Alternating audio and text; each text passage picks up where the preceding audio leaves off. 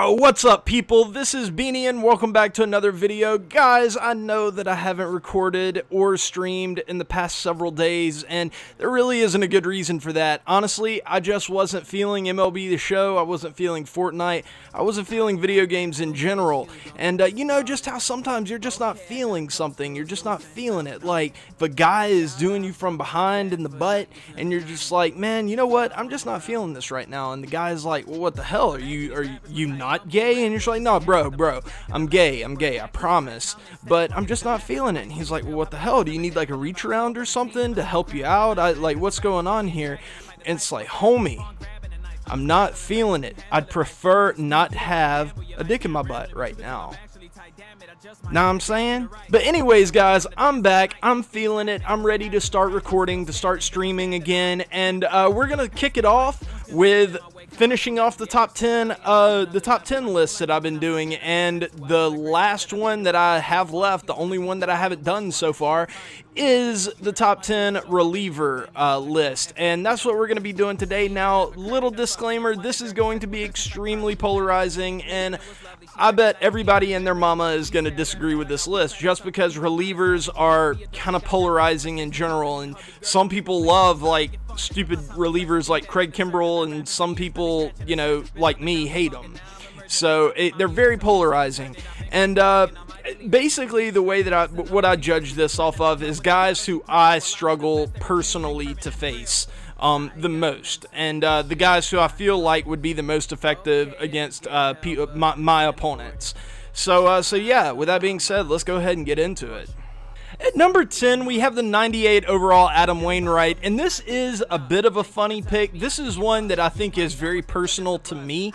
Whatever it is about this card, I just always kind of struggle to hit against him. He has very solid per-nines, he has really great pitch selection and good stuff to go along with it, but he doesn't throw super hard. Like, he's gonna sit 93 to 94 maybe, but he does have an excellent sinker to kind of back that up. All of his fastballs have a little bit of wiggle to them that make them more effective than like a flat 93. And his secondary pitches are fantastic. He has an excellent changeup with a ton of fade, a ton of drop, and he has just one of the best curveballs in the game. It's one of those big, slow curveballs that gets down into the low 70s, and it just throws off the rhythm of the hitter tremendously. He also kind of has a delivery that kind of hides the ball well. And he's kind of tough to pick up sometimes. So for those reasons, I put him at number 10 on the list. And yeah, he's free. He's a program. So if you need a reliever, I would definitely recommend going out and giving this guy a try. At number 9, we have the 91 overall Charlie Morton, and this card is one of two examples in this list of a relief pitcher who may by himself not be one of the top 10 relievers in the game, but he brings one important thing that makes the rest of your bullpen better, and I think this is a guy that you definitely need to have in your bullpen along with one other guy that I'm going to talk about a little bit later. And the 91 overall Charlie Morton, what he has is he has amazing stamina for a reliever. He extends the rest of your bullpen. I know that me personally, I get into a ton of situations where like everybody in my bullpen is tired and I can't, like, I basically have to throw a complete game with my starter or I'm gonna lose. If you have Charlie Morton and the other guy in your bullpen, that problem is not going to happen nearly as often because these guys can eat up 3, 4, sometimes even 5 innings easily, and that's an extremely important thing that will definitely help extend the rest of your bullpen and probably make them play better overall in the long run. And he's a great pitcher in his own right. None of his fastballs, you know, stay like that. All of them have a little bit of wiggle to them. They all have a little bit of movement, and that's a huge thing because if you throw, I mean, if you're flat, if your fastball is straight, it doesn't matter how hard you throw unless you're Aroldis Chapman. It doesn't matter really how hard you throw. It's going to have a chance to get hit hard. But all of his pitches have a little bit of wiggle to them. He has a really solid cutter, a good knuckle curve, and that splitter acts as kind of an effective changeup. to make this card overall a pretty effective card. I would kind of like it if maybe they gave him a slider, or if the splitter would have been replaced with a traditional changeup. But overall, his pitch selection is fine. He has great stuff. He throws hard enough. His per-nines are good enough. And that stamina is a real game changer. So for that reason, I put him at number 9.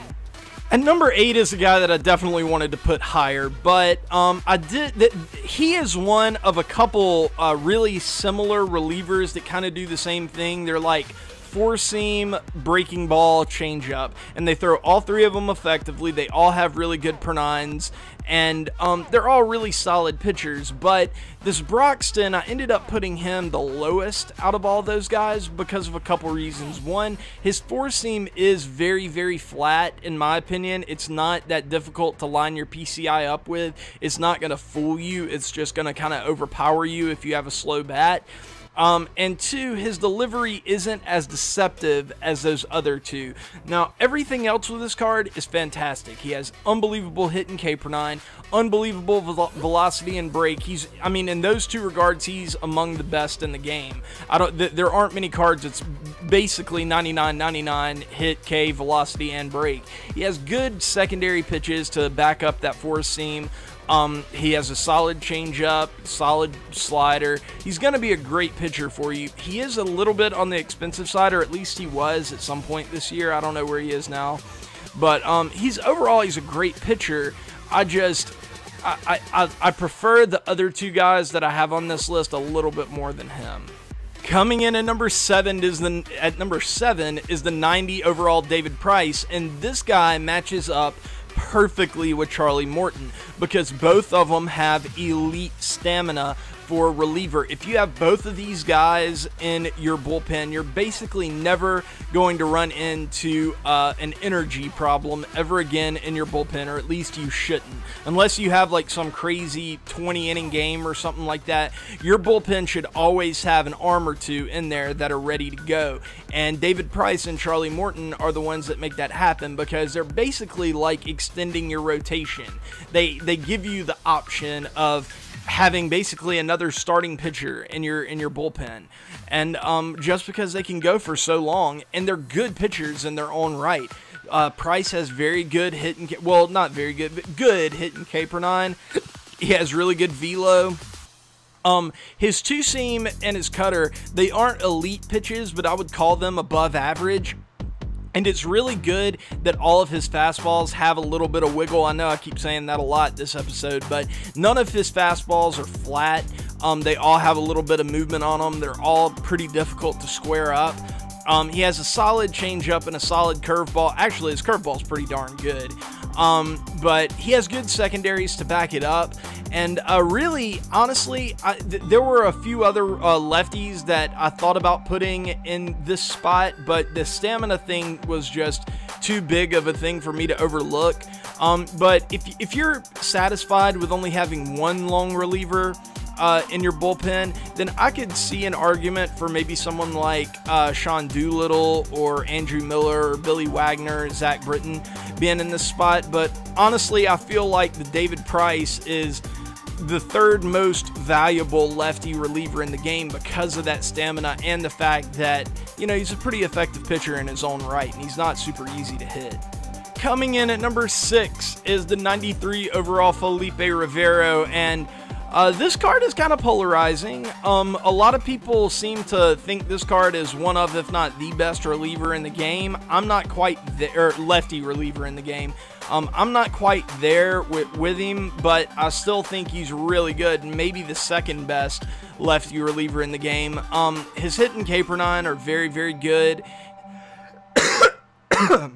Something caught in my throat there. It's called the cigarette, Beanie. Shut the fuck up. But nah, Felipe, he has really good hit and K per 9. He throws extremely hard, can run it up into the triple digits, which is always effective. And he has that vanilla offering, a changeup, slider, curveball to back up that fastball. He throws all of them effectively. I really like his slider to lefties because there's a good velo delta between his four seam and his slider. It makes it a very effective pitch. Overall, I'm just a huge fan of this card. He'll be in my bullpen the rest of the year, I imagine. And yeah, so that's why I put him at number 6. Number 5 is another guy that's kind of comparable to the Broxton, and it's the 92 overall Ken Giles. And a lot of people may look at the raw attributes and say, well, there's no way. Broxton is definitely better than Ken Giles, but not so fast. I don't really think that that's the case. His per nines are definitely not as good, and his velo and his break on paper are definitely not as good. But this guy he runs it up into the triple digits. He has a very effective slider and a very effective changeup. I don't think his stuff is any worse than the Broxton at all. And the one thing, or the two things actually, that I find really appealing about this card, one, he has a very solid changeup. He has a good delta between his four seam and his changeup, and that makes him really, really effective to left-handed hitters. And two, he has a much more deceptive delivery than the Broxton card. So that makes me, I tend to struggle versus the Ken Giles more than I would against the Broxton. Now I will say that his fastball is a little bit flat. It doesn't have a ton of movement on it, but he does throw it really exceptionally hard. So unless you just have a really, really quick bat, that fastball can be very effective. And the changeup makes it play up even more. And he also has that slider that you can throw to righties and get a lot of easy outs that way. So yeah, he makes it into the top 5. Okay, I'm going to be honest on this one. I've only faced this Wade Davis 3 times, and 2 of those times were in Battle Royale, and I've never used this card, so it's hard for me to say exactly how good this guy is, but I know that whenever he was used against me, he was very, very difficult for me to hit. And I'm going largely, though, off of his raw numbers and his pitch selection, but just going off of that, this card is amazing. Like, I fell in love with this card when they released it, and a lot of people may be asking me why, because you know that I trashed well, he's not on the Royals anymore, but that I trashed the live series Wade Davis all the time. I think he's terrible. And really, the only huge difference between that card and this card is that they gave this card a changeup. So you may be asking, is that really all that important? Yes, it is all that important. It is huge. It makes all the difference in the world. And what made, like, that other card, really all you had to do was sit on his fastball and adjust to the knuckle curve, and the knuckle curve was really easy to read. Now you have that third pitch to worry about that looks a lot like his 3 fastballs coming in, and it just drops off the table. It has a decent delta. It's a very effective pitch, even if it's not like, you know, from a number standpoint, it's not like, you know, a great changeup. Just the fact that he has one and he has that extra look that he can give you makes everything else play up. And he also does have a good 4-seam, a good 2-seam, a good cutter, a good knuckle curve. All of those things are great, but that changeup means everything in the world to this card. And you know, he has solid per nines and good stuff too. I think this card is excellent. He might be a target for me to go after. He might be one of the next cards that I try to pick up on my team, because I love the look of this card. He looks great. Coming in at number 3 is the 99 overall Goose Gossage, and I'm probably way higher on this card than most people are, but I love it. This card is shut down for me all year. He's been so shut down. Like, if I have a 1 or 2 run lead late in the ninth, he oftentimes is my go-to guy, depending on how the lineup is set up. It often comes down to him, Jansen, or Chapman, who I guess I just kind of gave away the fucking number 1 and number 2. But yeah, he's great. He's fantastic. He throws extremely hard. He has a very good delta between his changeup and his fastball. He has a slurve, which is kind of a rare look. Not a lot of people throw slurves in this game. He has great hit per nine, or perfect hit per nine, perfect K per nine. He doesn't have like really bad control or anything like that. Oh, he's just an exceptional card. I love him. He's probably my favorite reliever in the game, but I'm not saying he's the best, but he is probably my favorite just because he's a lot of fun to use to me. He has that cool delivery. He can run it up into triple digits. He has that hammer of a slurve. It's just, he's a fun card, and for that reason I put him at number 3. At number 2 is the 99 overall Kenley Jansen, the MLB The Show Finest version. And a lot of people are going to say this card is basically the same as his live series, except they took away his 4-seam, so that means he's not as good. I disagree with that because they did give him +1 to his hit per 9, like +6 to his walk per 9, so he's going to have slightly better control. And they gave him a little bit of a boost to his velo. I think that this is the superior card. I would rather have all of those things rather than the 4-seam, because I never used the 4-seam on that 98 overall Jansen anyway. It was always cutter, sinker, slider. So them taking away the 4-seam really meant nothing to me. And I think this card is perfectly workable with just the sinker, cutter, and slider. This is one of those few cases of a guy that doesn't need a changeup or some sort of secondary to be able to pitch effectively to lefties or righties, and that's primarily because his cutter-sinker combo is just so good. Both of them have such a late break to them. You can't tell the difference between the two until it's too late. And he also has that slider that plays so good off of that cutter. I mean, it looks just like his cutter coming in until the last second, where it just slows down and just kind of floats into the zone. It's an epic pitch.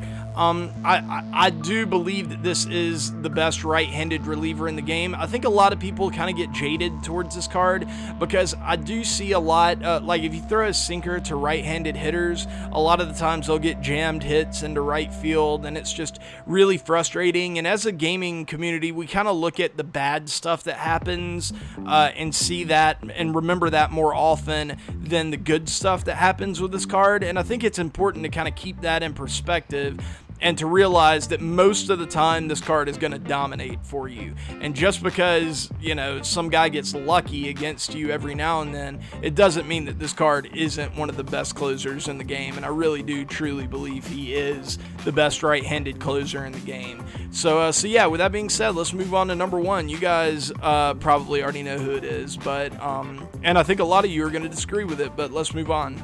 I've heard a lot of people say that they've seen Chapman too often, that, you know, they've picked him up. They've got his number.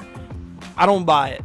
I just don't buy it, man. This card, I've seen Aroldis Chapman more than I've probably seen any other pitcher in this game, and I still have trouble hitting him.